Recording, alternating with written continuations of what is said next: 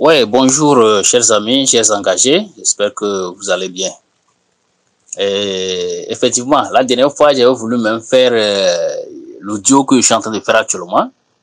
Il y a un appel qui est entré dedans, après d'autres choses, et puis ça m'a encore échappé. Bon, et vous allez constater que il y a un peu longtemps, je n'ai plus réagi. Et j'ai préalablement posé une question qui consiste à ce que chacun analyse pour voir si le fait que les dernières idées qui viennent sont de nature à continuer la lutte pour ce petit nombre qui s'est démarqué et qui se retrouve ici dans le groupe des engagés. Si, à un moment donné, il faut dire que voilà, comme les autres ne se mobilisent pas comme cela se doit et tout, alors les actions en vue ou en cours et qui se mûrissent là se fassent juste pour ce nombre restreint là, est-ce que ce ne serait pas une trahison? Et est-ce que ce n'est pas ce genre de comportement qui est souvent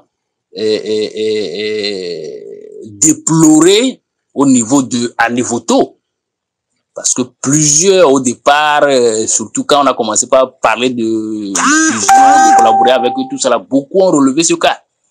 Où voilà les syndicats, les associations, quand ça commence comme si ça va donner quelque chose, à un moment donné, c'est certains qui finalement plaident pour leur cause et on essaie de les piquer d'une certaine façon et puis voilà, ça commence par dormir à nouveau. Mais les uns les autres ont réagi en justifiant que non, ce n'est pas ça, et que bon, en conscience, ils sont tranquilles parce que les gens ont été relancés plusieurs fois et que leur cotisation aussi, ça n'avance pas et tout. Bon, il y aura toujours des raisons. Mais c'est à partir de là que moi, je me suis dit, je ne suis plus dans ça. Et je le dis très sincèrement. Parce que le mouvement que moi, j'ai lancé, c'est un peu un mouvement pour quelqu'un. C'est un peu un mouvement pour un petit groupe. C'est un peu un mouvement pour une partie politique. C'est un peu un mouvement pour une ethnie ou bien un regroupement avec certaines tendances. Non, c'est un truc pour tous. C'est un truc pour tous. Et s'il doit y avoir des éliminations, c'est des critères standards. Voilà. Quand on dit, par exemple, voilà, s'il faut prendre en compte des gens, il faut qu'on tienne compte, par exemple, du nombre d'années d'expérience. Ça fait le nombre d'années de souffrance dans ce volontariat-là. Voilà. Là, je suis pour des mesures pareilles. Voilà. Bon, maintenant, les gens sont découragés, c'est ça le problème. Les gens sont fatigués. Donc, on ne peut pas attendre que les gens aient facilement confiance. Les gens ont été déçus même à plusieurs reprises par des associations qui nous ont précédés et celle-là qui est là par rapport auquel beaucoup parlent vraiment de façon déplorable, c'est notre fameuse Anevoto. Donc nous-mêmes, nous avons fait l'expérience de vouloir collaborer avec eux pour donner un petit tonus, mais ils n'ont pas été ouverts à cette collaboration-là. Et moi, je le dis, je le répète, je suis personnellement déçu par cet Anevoto. Je suis déçu par la non-ouverture. Je suis déçu par l'opacité, par le caractère un peu sombre de la chose. Parce que jusqu'ici, je l'ai dit plusieurs fois, Anevoto est quoi, je ne peux le dire. Lutte pour qui exactement, je ne peux le dire. Bon, quels sont les moyens d'action, quels sont... En tout cas, c'est un truc comme ça. J'ai réclamé plusieurs fois pour pouvoir avoir les textes, pour voir concrètement et voir comment travailler sérieusement dans le sens de la libération des EV, dans le sens d'un mieux-être des EV. Mais franchement, par là, j'ai pas pu avoir accès à quoi que ce soit de façon très claire. C'est juste des patati patata, des propos qu'on avait fait ci, on avait fait quoi. Bon, dans tous les cas, l'homme reste homme. On peut pas obliger quelqu'un que voilà, je veux travailler avec toi, je veux travailler avec toi. Voilà. la note que nous leur avons adressée, je dirais parce que jusque-là, c'est encore un truc fait en tant que moi, vu qu'on attend de voir quelle forme strictement va prendre la synergie. Ouais. Donc la note que j'ai adressée a été très claire. Le but de la fusion et là où on espère pouvoir aller. Bon, le peu de temps n'a pas permis à ce que l'on puisse avoir confiance et évoluer. Et eux, ils ont permis même de dire, voilà, que c'est parce que on ne pourra pas avancer qu'on s'ouvre à eux. Parce que on sait qu'on va taper poteau. Il y a certains audios que j'ai gardés jalousement, que je peux faire connaître quand il le faut.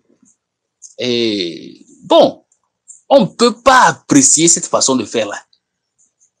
Mais si nous qui sommes les tenants de la synergie, on ne peut pas faire la différence et faire en sorte que les gens puissent enfin avoir confiance en une structure ou un mouvement qui pense vraiment à tous, là, il y a problème. Voilà. Donc, dans le tous là, on va voir maintenant comment raffiner les choses. Comme ça, quelqu'un qui ne se retrouve pas va se libérer lui-même.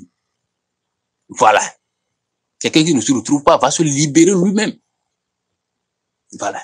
Donc, je me dis, il faudrait qu'on prenne courage. Heureusement, les questions, les trucs ont traîné jusqu'à les élections sont passées parce que les gens pensaient que c'était au moment des élections, il fallait faire les rencontres, ce qui n'est pas du tout évident. Et la preuve, ça n'a pas pu se faire jusqu'à ce que les élections ne passent. Bon, nous sommes actuellement dans quelle république exactement? On ne sait pas encore trop. Il y a eu la promulgation quand, finalement, quel est le visage même du Togo, qui est le dirigeant actuellement.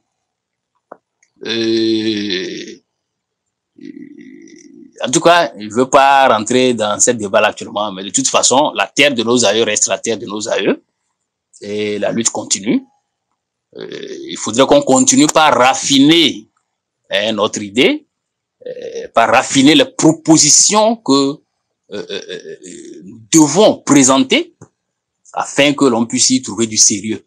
Et là, quel que soit qui est à la tête du pouvoir, quel que soit qui est ministre, quel que soit qui est je ne sais quoi, le bon sens va amener à ce que l'on prenne en compte nos doléances, nos propositions. Parce que c'est du sérieux. Et ça contribue au développement de la nation. Voilà. Donc, je crois que c'est à cela qu'il faut que l'on s'oriente. Donc, tout regroupement qui ne va pas vouloir être dans cette logique de lutte pour le bien de tous, moi, Dani, je ne suis pas dedans. Ça, je le dis de façon très claire.